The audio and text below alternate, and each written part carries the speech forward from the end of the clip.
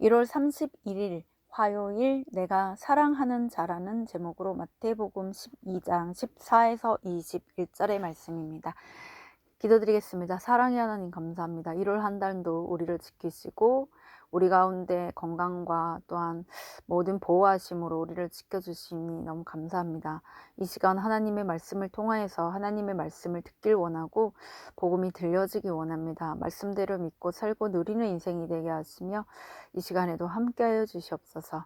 감사드리고 예수님의 거룩하신 이름으로 기도드립니다. 아멘. 본문의 말씀입니다. 바리새인들이 나가서 어떻게 하여 예수를 죽일까 의논하거늘 예수께서 아시고 거기를 떠나가시니 많은 사람이 따르는지라.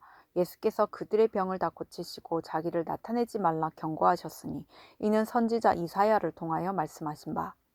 보라, 내가 택한 종 곧 내 마음에 기뻐하는 바 내가 사랑하는 자로다. 내가 내 영을 그에게 줄 터이니 그가 심판을 이방에 알게 하리라. 그는 다투지도 아니하며 들레지도 아니하리니 아무도 길에서 그 소리를 듣지 못하리라. 상한 갈대를 꺾지 아니하며 꺼져가는 심지를 끄지 아니하기를 심판하여 이길 때까지 하리니 또한 이방들이 그의 이름을 바라리라 함을 이루려 하심이라. 아멘. 도움말입니다.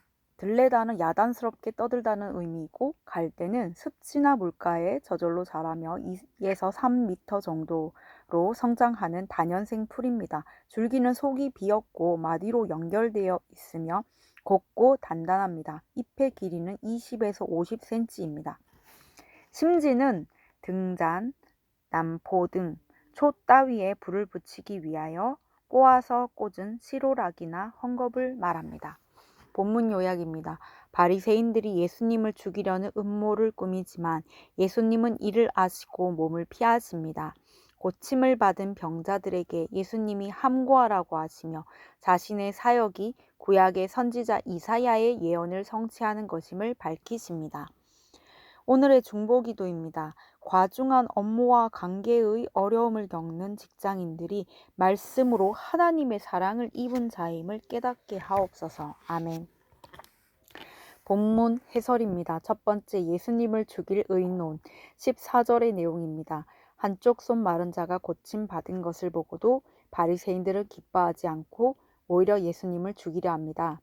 이처럼 공동체에서 다른 지체가 변화된 모습을 보고도 그것이 나와 무슨 상관이냐며 분을 내는 사람은 예수를 죽일까 의논하는 자입니다. 또한 죽일 수밖에 없는 나를 구원하신 하나님의 은혜를 잊고 기복적으로 내가 받을 복만 계수하며 욕심을 채우는 것도 예수를 죽이는 일입니다. 안식일의 주인이 누구인지 깨닫지 못하면 아무리 율법을 잘 알고 있어도 예수님을 죽이려는 의논만 하게 됩니다. 적용 질문입니다. 내가 구원의 복보다 다른 복을 찾으며 예수님을 죽인 의논을 하고 있는 것은 무엇입니까? 두 번째, 나태하지 말라. 15에서 16절의 내용입니다. 바리새인들은 예수님을 죽이려고 하는데 다른 한쪽에서는 많은 사람이 예수님을 따릅니다. 예수님은 그들의 병을 다 고치시면서 자기가 나타내지 말라고 경고하십니다. 그들의 목적이 말씀에 순종하여 십자가 지는 데 있지 않고 그저 병고침을 받고 낫는 데 있음을 아셨기 때문입니다. 그럼에도 주님은 그들을 물리치지 않고 끝까지 사랑으로 고쳐주십니다. 예수님은 병을 고쳐주시면서도 자기를 나타내지 않으셨지만 구원의 역사가 이루어졌습니다. 사람에게 인정받는 것이 아니라 하나님이 알아주셔야 합니다. 적용 질문입니다. 내가 숨고 싶은 때와 나타나고 싶은 때는 언제입니까? 세 번째, 꺾지 아니하면 17에서 21절의 내용입니다. 상한 갈대 같은 사람을 마주할 때면 우리는 싸우고 소리 지를 일이 많습니다. 그러나 성령님이 함께 하시면 다투지 않고 들레지 않게 됩니다. 성령께서 내 속에 함께 계실 때 심판하려는 마음이 사라지고 구원과 사랑의 마음이 생겨나기 때문입니다. 그러려면 내가 먼저 상한 갈대와 꺼져가는 심지 같은 사람이라는 것을 깨달아야 합니다. 그리고 나와 같은 사람을 주님이 참아주시고 찾아와 주셨다는 것을 깨닫게 되면 주님의 사랑으로 나에게도 구원을 위해 섬길 수 있는 마음을 허락해 주십니다. 적용 질문입니다. 내 옆에 상한 갈대와 같은 사람은 누구입니까? 그 사람을 보며 상한 갈대와 같은 내 모습을 봅니까? 오늘 기도하기는 구원의 복보다 세상에서 누릴 복만 생각하여 예수님을 죽일 의논을 하지 않도록 지켜주옵소서. 사람에게 인정받는 것보다 하나님이 알아주실 것을 기대하며 때를 분별하게 하옵소서. 상한 갈대와 같은 나의 모습을 인정하며 내 옆에 연약한 지체들을 섬기게 하옵소서. 아멘. 묵상 간증입니다. 날마다 예수 죽이는 아빠란 제목으로 오경태님의 말씀 적용글입니다. 작년에 28살인 아들이 여자친구와의 동거를 끝내고 집으로 돌아왔습니다. 이혼하고 혼자 지내는 삶에 익숙해진 저는 아들이 들어온다고 하자 무슨 소리냐며 청년 대출을 받은 게 아까우니 근처에 집을 얻어 독립심을 키우라고 부추겼습니다. 그러자 아들은 힘들 때 품어주는 것이 가족인데 이제 자신은 가족이 없다며 다시는 보지 말자고 하곤 전화를 끊었습니다. 여전에 저라면 아빠를 우습게 본다며 분이 안 풀려 어찌할 바를 몰랐겠지만 이번에는 먼저 이 일을 공동체에 물어보았습니다. 그리고 공동체 리더들의 권면에 따라 아들에게 집으로 들어오라 하고 아들을 안아주며 그동안 수고했다고 말했습니다.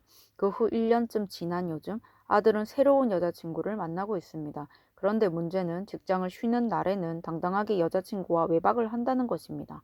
저로서는 도저히 용납할 수 없는 일이 계속 일어나고 있어 마음의 동요가 심합니다. 아들의 어린 시절 저는 율법적 가치관으로 주일날 교회에 가는 차 안에서 아들이 조금만 시끄럽게만 해도 바로 차를 세우고 내리라며 소리 지르곤 했습니다. 그런 저로 인해 아들은 하나님을 사랑의 하나님이 아닌 심판하시고 두려움만 주시는 하나님으로 알게 되어 교회를 떠났습니다. 후에 저는 이것을 깨닫고 많이 회개했지만 저의 기대와 다르게 이성 교제를 하는 아들의 모습을 보면 또다시 분이 올라오곤 합니다. 교회를 다니면서도 어떻게 하여 예수를 죽일까 의논하는 바리새인이 바로 저였음을 다시금 직면하고 애통하게 됩니다. 사람은 믿음의 대상이 아니라 사랑의 대상이라는 공동체의 말씀도 막상 제 상황에서는 까맣게 잊어버리고 아들을 통해 오시려는 예수님을 날마다 죽이려 했던 제가 100% 죄인임을 진심으로 회개합니다. 지금은 아들을 교회로 끌고 가기보다 잠잠히 기도하며 삶으로 변화된 제 모습을 먼저 보여줘야 할 때임을 깨닫게 해주신 하나님께 감사드립니다. 이분에 적용하기는 외박하고 들어오는 아들에게 눈을 부릅뜨지 않고 웃으며 맞이하겠습니다. 아들이 언제라도 편히 볼 수 있도록 큐티인을 책상 위에 올려놓겠습니다. 입니다.